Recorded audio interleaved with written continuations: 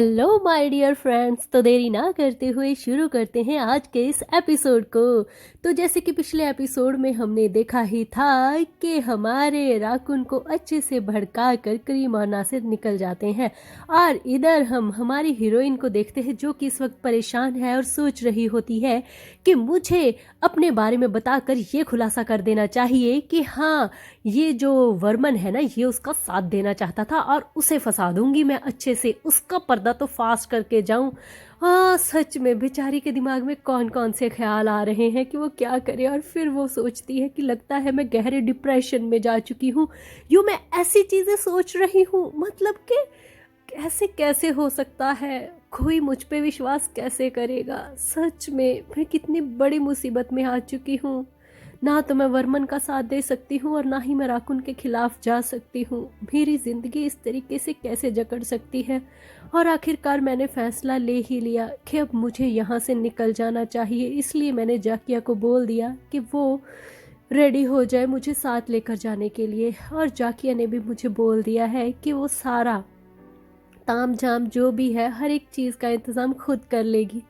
बस अब मुझे उसका इंतज़ार करना होगा। क्या सच में, क्या सच में यहीं तक का सफ़र था मेरा? और अगर मैंने खुद की सच्चाई सबके सामने ला दी तो क्या होगा? क्रीम की वो बड़ी बड़ी आंखें, वो रुखी आंखों से मुझे देखने लगेगा, क्योंकि उसे यही तो उम्मीद थी ना मुझसे। और नासिर, नासिर को कितना भरोसा था, वो कितना निराश हो जाएगा मुझसे। अगर इन दोनों के बाद सोचूं तो बेही, वो क्या सोचेगा मेरे बारे में? सच में मेरी तो समझ में नहीं आ रहा मैं क्या करूं। और उस दिन से लेकर अब तक कितना वक्त हो चुका है, वो एक बार भी मुझे देखने तक नहीं आया। मेरा कितना मन कर रहा है उसे देखने का, उससे मिलने का, उसे गले लगाने का, मैं बता ही नहीं सकती। हर करीम और नासिर, उनकी यादें मुझे कैसे आ रही हैं। मुझे लगा था अब हम लोग करीब हो गए हैं। हाँ, हम लोग हंसने खेलने लगे थे साथ में, मगर मैं कितनी बेवकूफ़ थी ना। आखिर मैं हूँ तो अनजान ही ना उन लोगों के लिए। मैं उनकी अपनी कैसे हो सकती हूँ? हर एक अजनबी कभी कोई अपना नहीं होता। और फिर उसे याद आती हैं बेही की वो बातें कि जब तक तुम मुझे नहीं कहोगी तब तक मैं तुम्हें गले कभी नहीं लगाऊंगा। और इसके बाद वो धीरे धीरे सारी यादें, जब हमारे बेही ने हमारी रानी से कहा था कि वो उसे अपना चांद बुलाएगा, माय मून, ये सारी यादें एक एक करके अशीना के आगे ऐसे आ रही थी मानो ये कल की बात हो। वो खुली आंखों से इन एहसासों को महसूस कर पा रही थी। वो बेही का अक्सर उसके करीब आना, वो बेही का उससे दूर जाना, वो हर एक छोटी छोटी चीज़ उसे महसूस हो रही थी। वो सोच रही थी कि क्या ये आखिरी मुलाकात है? क्या मैं जाते वक्त उसे एक पल भर देख भी नहीं पाऊंगी? क्या मैं अपनी सारी जिंदगी अब उसे बिना देखे निकालने वाली हूँ? ये डर, ये खौफ उसके दिल को बैठाए जा रहा था, मानो उसके सीने से कोई जान खींच रहा हो। और तभी एकदम से मेड आती है और आकर कहती है कि मैडम ईरा। और ये बात सुन के हमारी अशीना सामने मेड की ओर देखने लगती है और मेड फिर कुछ भी नहीं बोलती। और उसकी चुप्पी को देखकर अशीना उठ जाती है और मन ही मन सोचने लगती है कि इसने मुझे आवाज़ लगाई मगर उसके बाद एकदम से चुप हो गई। आखिर बात क्या है, इसने बात पूरी क्यों नहीं की, कौन आया है? ये सोचकर जब अशीना बाहर आती है तो एकदम से सूरज की रोशनी जैसे उसकी आंखों में पड़कर उसे की आंखों को वो चौंधा जाती है, क्योंकि बहुत वक्त से वो अंदर ही तो घुट घुट के मर रही थी, कभी बाहर ही नहीं निकली थी इतने दिनों से। और जब वो आंखों को साफ करके अच्छे से सामने देखती है कि कौन आया है तो उसकी आंखें एकदम से खुली रह जाती हैं, क्योंकि वो जिसका इंतज़ार कर रही थी वही सामने खड़ा था। बेहदाद राकुन सामने आकर उसके खड़ा था और उसे यकीन नहीं आ रहा था कि सच में वो जाते वक्त उसे एक पल देख पा रही है। क्या ये सच है? उसकी गाल लाल हो चुके थे और उसकी आंखें नम। और तभी बेही उसके थोड़ा सा करीब आता है और कहता है कि तुम कुछ ठीक नहीं लग रही। क्या तुम अच्छे से सो नहीं पा रही हो? और ये बात सुन के एकदम से उसका दिल और बैठ गया, क्योंकि वो रूखी आंखों से और बहुत ही रूखे आवाज़ के साथ उससे ये सवाल कर रहा था। वो सोच रही थी, इतना रूखापन क्यों? प्यार से क्यों नहीं पूछा इसने मुझे? और फिर वो कहती है कि नहीं, तुम्हारा वहम होगा, ऐसा कुछ नहीं है, मैं अच्छे से रह पा रही हूँ। वो भी ऐसे ही रूखेपन से जवाब देकर चुप हो जाती है और मन ही मन सोचती है कि कोई बात नहीं, इसका रूखापन आज के दिन के लिए मंजूर है, कम से कम ये मेरे करीब तो है, मैं इसे देख तो पा रही हूँ, ये मेरे सामने खड़ा है। ये चेहरा पता नहीं फिर कब मैं इसे देख पाऊंगी या नहीं, पर आज मैं इसे अच्छे से जी भर के देख सकती हूँ, इतना तो कर सकती हूँ ना। मन तो कर रहा है कि इसे अपनी गोद में लेटाऊं, इसके बालों में अपना हाथ करूं, इसे अपने सीने से लगाऊं और इससे कभी दूर ना जाऊं, मगर ऐसा नहीं हो सकता ना। मगर तभी उसकी चुप्पी को तोड़ते हुए राकुन आगे बढ़ता है, कहता है कि आशीना, क्या तुम मुझसे कुछ कहना चाहती हो? उसके भी मन में यही खलबली चल रही होती है कि आशीना, मुझे कुछ तो कहो, कुछ तो बताओ। मन तो कर रहा है, जो मैंने जाना है, कि इस लड़की को अभी के अभी मौत के घाट उतार दूं। क्या मैं मार दूं इस लड़की को?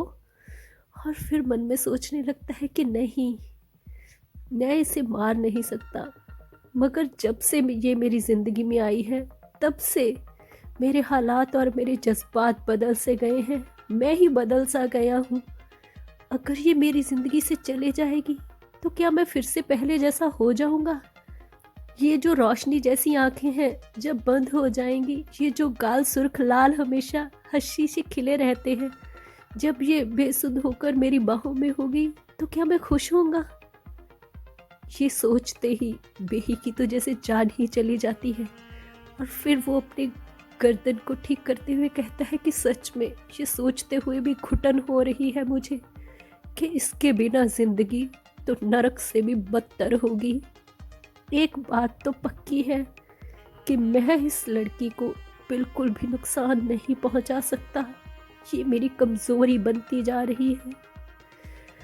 और यही सोचकर वो अपना हाथ आगे बढ़ाता है बड़े ही प्यार से, शायद वो आखिरी बार कुछ पूछना चाहता हो। और फिर वो कहता है कि आशीना, क्या तुम मुझसे कुछ कहना चाहती हो? और मन ही मन सोचने लगता है कि आशीना, कुछ तो कहो, भले ही तुम ये कहो कि तुम क्रॉमवाल की स्पाई हो, मुझे कोई फ़र्क नहीं पड़ेगा। तुम मुझे ये कहो कि तुम वर्मन के साथ मिली हुई हो, मेरे दुश्मन के साथ, मुझे फिर भी फ़र्क नहीं पड़ेगा, मगर मुझे कुछ तो बोलो। मगर हमारी हीरोइन बोलते बोलते एकदम से मुंह बंद कर लेती है कि आखिर वो बोले तो क्या बोले। और फिर एक गहरी सांस लेकर कहती है कि नहीं बेही, मुझे कुछ नहीं कहना है। और ये बात उसके दिल को जैसे तोड़ रही थी, आज बिल्कुल ही ख़त्म कर देती है उसे। और वो जो हाथ उसके बालों की तरफ बढ़ा था, फिर उस हाथ को वापस लेते हुए राकुन गुस्से से कहता है कि ठीक है, अगर तुम्हें कुछ नहीं कहना तो फिर मुझे भी तुमसे इस बार कुछ नहीं कहना। ये बोलकर वो उसके पास से ऐसे गुजर जाता है मानो उसकी आखिरी उम्मीद भी ख़त्म हो चुकी हो। और उसके जाते ही हसीना को जैसे गलती का एहसास होता है कि एक बार उसे पलटकर देख तो लेती, मिल तो लेती, और तभी वो पलटकर आवाज़ लगाती है, बेही मेरी बात तो सुनो। और उसका वो हाथ जो उठा था बेही को बुलाने के लिए, जब वो सामने देखती है तो कोई भी नहीं होता। बेही तो वहाँ से ऐसे गायब हो जाता है मानो हवा के अंदर जैसे मिट्टी गायब हो जाती है। वो दूर खड़ी वहाँ पर उन बेसुध आँखों से उसे देख रही थी, जो कि वहाँ पर था ही नहीं। और इधर दूसरी तरफ हम देखते हैं कि करीम को पता चलता है कि उसके पिताजी महल के अंदर आ चुके हैं और वो भागकर अपने पिताजी से मिलने के लिए आता है और उन्हें सामने पाकर एकदम से उसकी सांस में सांस आती है, मानो कि उसे सच में ज़िंदगी मिल गई हो, क्योंकि उसे खुशी थी कि उसके पिता जिंदा हैं। और एकदम से उसके पिता उसे पलट कर देखते हैं और कहते हैं कि करीम तुम आ गए, मैं इंतज़ार कर रहा था तुम्हारा। और तभी वो भाग कर आता है और इन्हें गले लगाकर कहता है कि पिताश्री सच में मुझे बहुत ज़्यादा खुशी हुई कि आप ज़िंदा हैं, मैं कितना डर गया था, आप नहीं जानते कितना घबरा गए थे हम सब यहाँ पर। और तभी उसके पिताजी कहते हैं कि क्यों, क्या हुआ, तुम्हें अपने पिता पर भरोसा नहीं है क्या? और फिर वो कहता है कि पिताश्री आप ऐसी बातें मत कीजिए, खुद से ज़्यादा भरोसा है मुझे आप पर। और फिर उसके पिताजी कहते हैं कि ठीक है, मगर पहले मेरा एक काम करो, मुझे राकुन से अभी के अभी मिलना है, क्या तुम कर सकते हो? और फिर करीम कहता है मैं अभी नासिर से बात करता हूँ। और अगले ही सीन में हम देखते हैं कि दाऊद पहुँच जाता है राकुन के पास और उसे ज़िंदा देखकर राकुन कहते हैं कि दाऊद खुशी हुई ये देखकर कि तुम ज़िंदा हो। और तभी फिर वो कहते हैं कि मैं यहाँ पर जल्दी आना चाहता था, माफ़ कीजिएगा मुझे वक्त लगा। और फिर बेहदाद कहते हैं कि कोई बात नहीं, तुम देर से ही सही मगर लौट आए और वो भी ज़िंदा, हमारे लिए यही काफ़ी है। और फिर हमारे दाऊद बताते हैं कि मैं आपसे कुछ बात करना चाहता हूँ, बहुत ज़रूरी बात, ये बहुत ही अहम है। मस्कट इस वक्त ख़तरे में है, बहुत ही बड़े ख़तरे में। ये सुनकर सबके कान खड़े हो जाते हैं कि आखिर दाऊद कौन सी इंफॉर्मेशन की बात कर रहा है। और फिर वो बताता है कि दारा यहाँ से जो भी लेकर गया है उसके बीच में वो हथियारों की स्मगलिंग कर रहा है, यहाँ से निकलकर कटारिया से जाकर वो मस्कट पर हमला करने वाला है। ये बात सुनकर हमारा राकुन नासिर को देखने लगता है कि यहाँ पर क्या हो रहा है। और तभी नासिर बताता है कि वो तो यहाँ से फल फ्रूट और सब्जियाँ लेकर गया था, मुझे नहीं पता था कि वो हथियारों की स्मगलिंग कर रहा है। ये सोचकर बेचारे का भी दिल कम होने लगता है कि उसने ये क्या कर दिया, उसे नहीं पता चला यहाँ पर क्या हो रहा है। और ये सब कुछ बोलकर दाऊद आगे कहता है कि मैं नहीं जानता आखिर उनकी असली योजना क्या है, मगर मैं इतना ज़रूर जानता हूँ कि इस वक्त वो पूरा का पूरा फ़ायदा उठा रहे हैं हमारा मस्कट को पूरा का पूरा अपने कब्ज़े में करने के लिए। और उनके लिए इस वक्त ये अच्छा मौका भी है। दारा शुरू से ही मस्कट को अपना दुश्मन मानता आया है और वैसे भी वो अपने इलाके को एक्सपेंड करने के लिए कुछ भी कर सकता है, वो अपनी सत्ता को आगे बढ़ाने के लिए कुछ भी कर सकता है। और ये सब कुछ सुन के करीम को गुस्सा आता है और नासिर कहता है कि सच में पता नहीं था कि जिलाल इतना पागल होगा सत्ता को पाने के लिए। और फिर राकुन कहता है कि ये अकेले जिलाल का काम नहीं है, वेपन की स्मगलिंग करना इतना आसान काम नहीं है, इसके बीच में वर्मन का पूरा पूरा हाथ है। और तभी करीम कहता है इसका मतलब ये कि ये सब रल मिल के कर रहे हैं, अगर यहाँ ये कामयाब हो गए तो इसके बाद ये कटारिया और उसके बाद ये पेशियान की तरफ दौड़ आएंगे, इसका मतलब कि बहुत घमासान युद्ध होने वाला है। और तभी दाऊद खड़े हो जाते हैं और कहते हैं कि हाँ करीम, ये बिल्कुल सही कहा तुमने, मगर तुम खुद को थोड़ा सा शांत रखो। मुझे एक और बात बतानी है राकुन आपको, दूध के बारे में, क्राउन वाल के दूध के बारे में।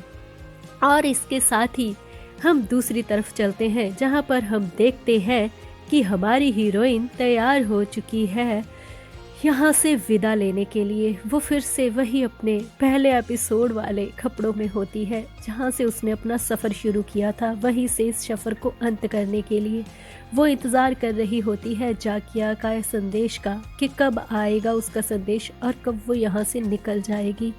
और वो यही सोच रही होती है कि मेड्स का तो पता ही होता है कि वो कभी कभी चली जाती हैं छोड़कर मुझे, मगर करीम सुबह से भाग कर गया है, अभी तक लौट कर नहीं आया, आखिर सब सुरक्षित तो थी ना, सब ठीक तो है ना, कुछ हुआ है क्या? और तभी उसके दरवाजे पर दस्तक होती है और फिर वो सामने की ओर देखने लगती है कि कौन आया है। और एक सिपाही वहाँ से अंदर आता है और आकर उसे कहता है कि मैडम चलिए, जाकिया मैडम आपका इंतज़ार कर रही हैं। और ये बात सुन के वो एक गहरी सांस लेती है और मन में सोचती है कि शायद विदायगी का वक्त आ चुका है, अब मुझे यहाँ से निकलना होगा। और फिर आगे हम देखते हैं कि जाकिया भी पूरे तैयारी के साथ इंतज़ार कर रही होती है हमारी हीरोइन का और उसे कहती है कि चलो आशीना, अब हम ये अपना सफ़र तय करते हैं। और आशीना उसे देखने लगती है। और इसके साथ ही हम आज इसके एपिसोड को ख़त्म करते हैं। मिलते हैं अगली बार नए एपिसोड के साथ। Bye bye.